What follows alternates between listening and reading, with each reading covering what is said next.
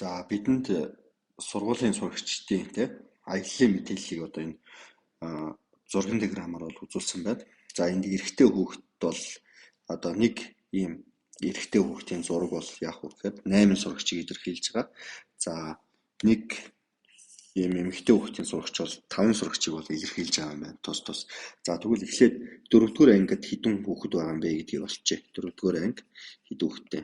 За эрэгтэй хүүхдээ эхлээд олчээ. За 1 2 3 байна. Тэгэхээр 3 эрэгтэй хүүхэд байна. Тэгэхээр 3 эрэгтэй хүүхэд чинь нэг эрэгтэй хүүхэд нь 8 хүүхдийг төлөөлж байгаа. Тэгэхээр 3-ыг үржих нь 8. Нэмэх нь за одоо огтод олч.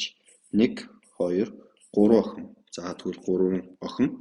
За нэг охин хүүхэд болохоор яах вэ гэхээр 5-ыг төлөөлж байгаа. За тэгээ эндээс бол яах вэ гэхээр 3 гэдэг ерөнхий үржир байгаа учраас 3-ыг үржих нь 13. За тэгээ 39. За 5-р ангиад олч. 5-р ангийн хүүхдүүд болохоор за эрэгтэй 1 2 3 байна тий. За тэгвэл 3-ыг үржих нь 8. Нэмэх нь эмэгтэй бол 2 байна тий.